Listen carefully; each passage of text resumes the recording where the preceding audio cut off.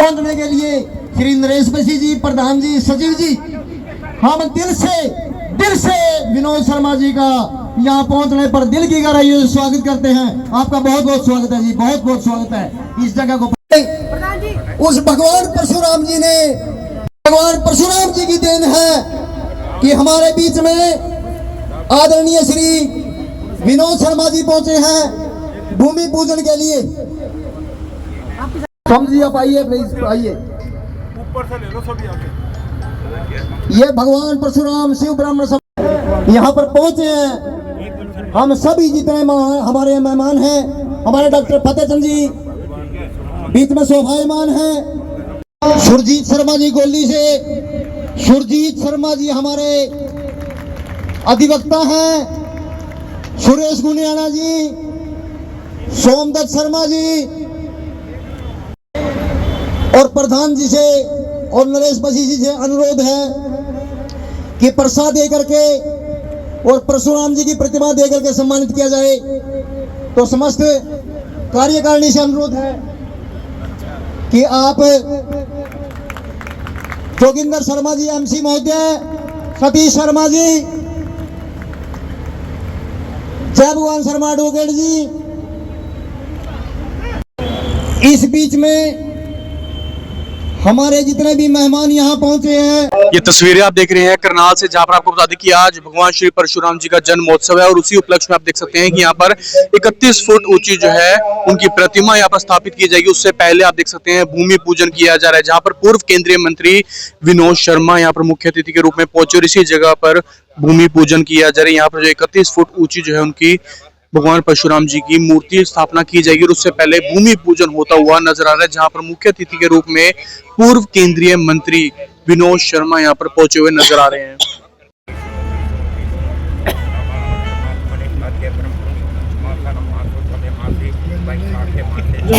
साथी बाहर खड़े हैं, आप सबसे अनुरोध है, प्रोग्राम चल रहा है, प्लीज आप अंदर आ जाए।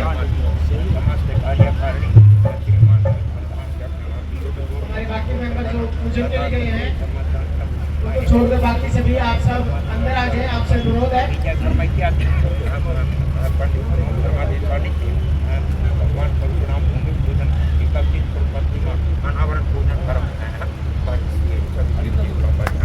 तो तस्वीरें आप देख सकते हैं, पूर्व केंद्रीय मंत्री विनोद शर्मा जी आप करनाल पहुंचे हैं, जहां पर आपको बता दें कि आज भगवान श्री परशुराम जी की जयंती के उपलक्ष्य में भूमि पूजन रखा गया था। वहां पर आप देखते हैं पूर्व केंद्रीय मंत्री विनोद शर्मा जी पहुंचे हैं।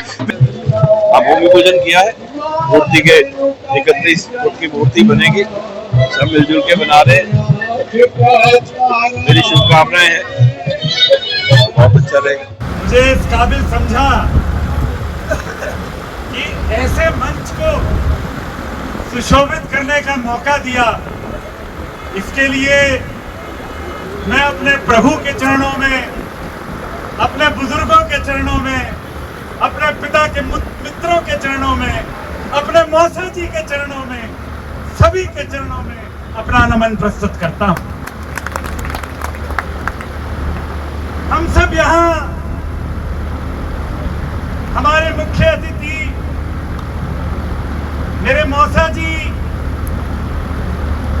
हमारे समाज के एक ओजस्वी, एक चमकते हुए तारे को सुनने आए हैं, उनके विचारों को सुनने आए हैं और उन्होंने हमेशा बड़ी सुलझी और बड़ी समझदार ठहरी हुई बात करी। वो तो अपनी बात कहेंगे ही, परंतु हमारे से पहले आए वक्ताओं ने हमारे समाज की परेशानियों को, हमारी दिक्कतों को हम सबके सामने रखा। उन्होंने हमें बताया कि किस प्रकार से किन मजबूरियों का सामना हमें करना पड़ रहा है।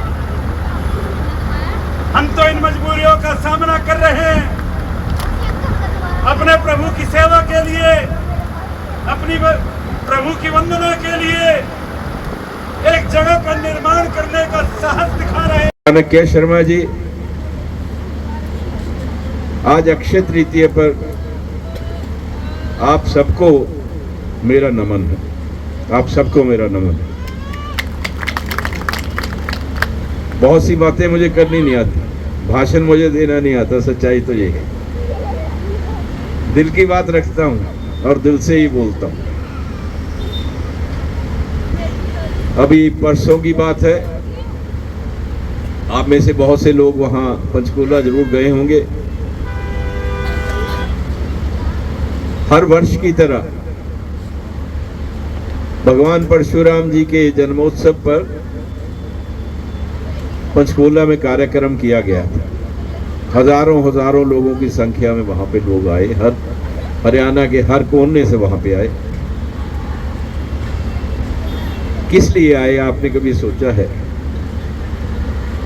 कोई तो आशा उनके मन में होगी, कोई आकांक्षाएं लेकर वहां पर पहुंचे होंगे, कोई उम्मीद उनके मन में होगी।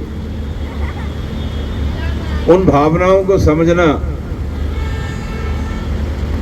और उन भावनाओं को अमली रूप में लेकर आना ही मैं अपना कर्तव्य समझता हूं। इसी धरती से आज से करीब कोई 12 या 13 साल पहले की बात है। चाणक्य जी, आपको याद होगा, वहां थे।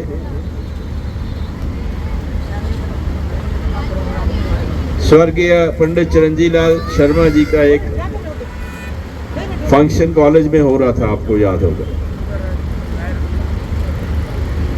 और उसमें कुलदीप शर्मा जी ने इस बात को रखा था कि धौली की जमीन का कोई फैसला करवाइए। मुख्यमंत्री बैठे थे, तो मैंने वही अनाउंस किया था उसी फंक्शन में कि भाई ये काम करवा के हटूंगा, होएगा ये काम, और करवा दिया, हो गया। आज बहुत से परिवारों को उसका फायदा मिला।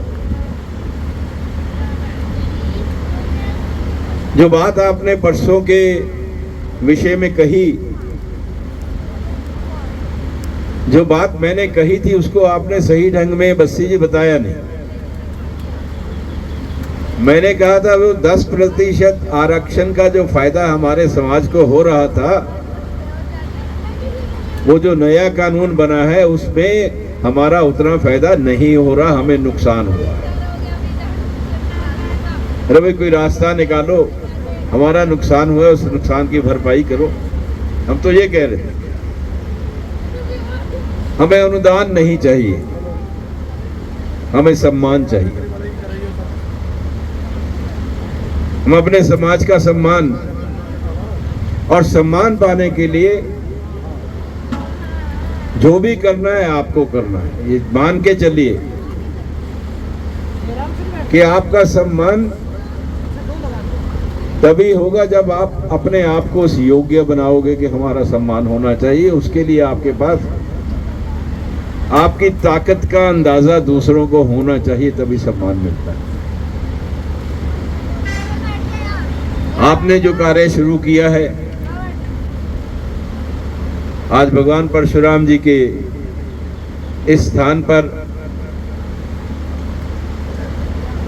भगवान श्री परशुराम शिव ब्राह्मण सभा करनाल रजिस्टर्ड का 31 फुट की जो मूर्ति स्थापना हेतु आपने भूमि पूजन करना है।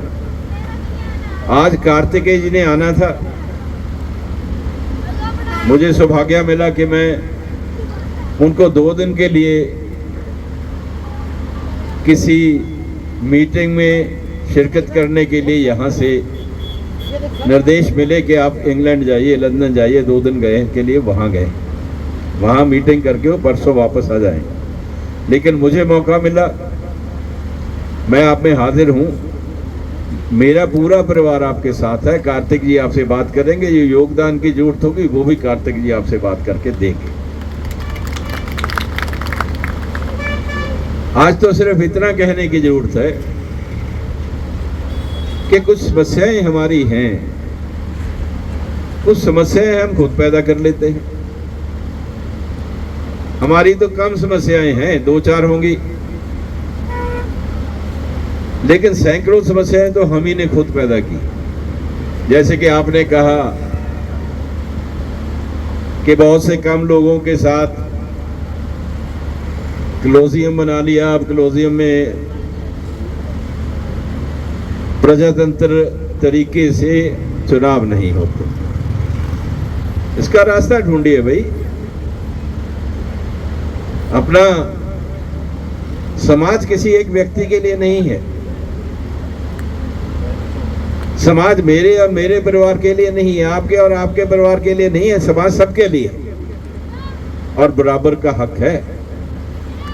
कोई फर्क नहीं है आपके बेटे में और चाणक्य में, कोई फर्क नहीं है आपके बेटे में और कार्तिक शर्मा में, सब बराबर हैं, एक जैसे हैं। एक मिलजुल कर ही काम करेंगे तो आगे बढ़ेंगे सब।